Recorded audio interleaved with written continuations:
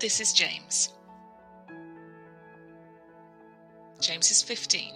He likes football and cooking. James's dad just found out that James sometimes hurts himself deliberately, and he's worried about it. James's dad asks school for help, and it's agreed that a mental health professional will do an assessment. A psychosocial assessment is conducted. This aims to identify personal factors that might explain James's self-harm. They ask about his social situation, his psychological state, his experiences past and present, and the emotions that he's experiencing, such as helplessness or depression that might be overwhelming him. This is Joel. Joel is also 15, but he likes rugby and loud grime music. Joel's dad has seen Joel hurting himself sometimes, and he's worried about it. Joel's dad also asks school for help, and it's agreed that a lead professional will do an assessment.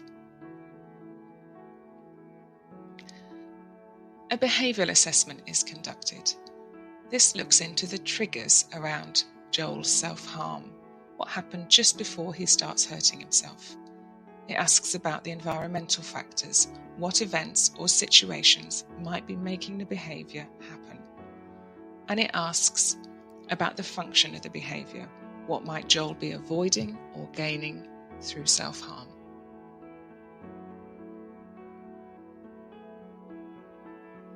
James and Joel are both hurting themselves, which tells us that they both need some help.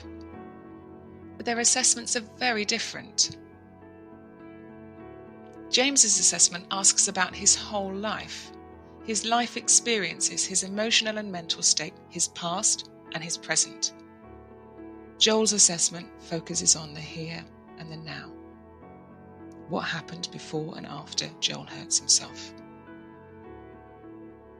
Why would James and Joel be assessed so differently? James's whole life, his experiences, thoughts and emotions are considered in his self-harm assessment. But for Joel, his assessment only asks about what happened just before and just after he self-harms. What about Joel's experiences? His psychological state? His emotions that might be overwhelming him? Why are these factors discounted for Joel and not considered to be relevant? Joel has a learning disability. My research asks, what are the emotional experiences of people with severe and profound learning disabilities who self-harm? It is time to consider the whole life. A learning disability is not an emotional disability.